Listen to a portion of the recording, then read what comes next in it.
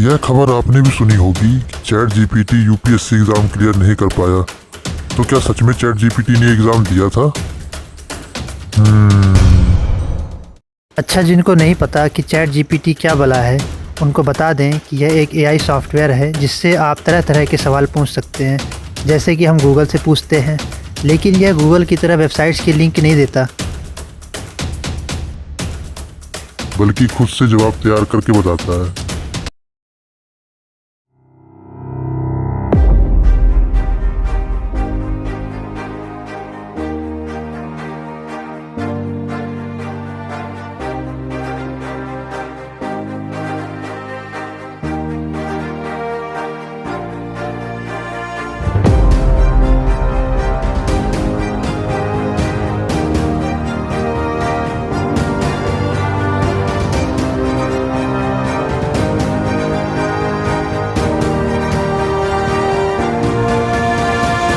अगर हम इससे पूछें कि तनाव कैसे कम करें, तो इसका जवाब आपको हैरान कर सकता है। यह जवाब बिल्कुल यूनिक है, यह आपको इंटरनेट में कहीं भी नहीं मिलेगा।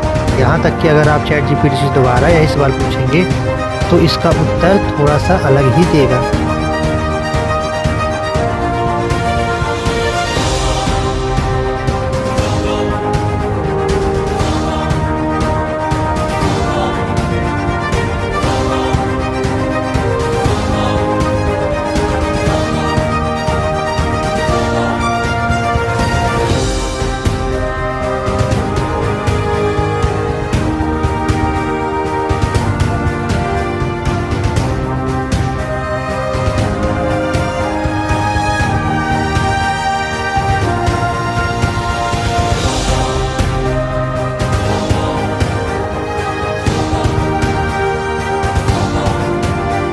अच्छा, आप थोड़ा सा इसके बैकग्राउंड के बारे में भी जान लेते हैं। चैट जीपीटी को बनाने वाली कंपनी ओपन एआई है।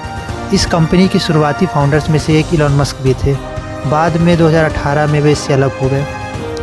इलॉन मस्क का तब यह कहना था कि एआई मानवता के लिए काफ़ी खतरनाक साबित हो सकती है अगर यह केवल मुट्ठी भर लोगों के पास रहा। इसलिए इसका डेमोक्रेटाइजेशन बहुत ज़रूरी है, और इसी को ध्यान में रखते हुए उन्होंने ओपन एआई कंपनी की शुरुआत की थी।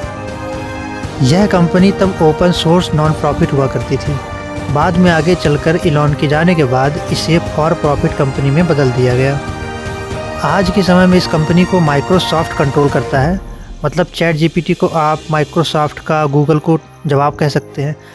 माइक्रोसॉफ्ट अपने लगभग सभी प्रोडक्ट्स पर चैट जीपीटी को लॉन्च करने के बारे में सोच रहा है। अब एग्ज़ाम पर आ जाते हैं।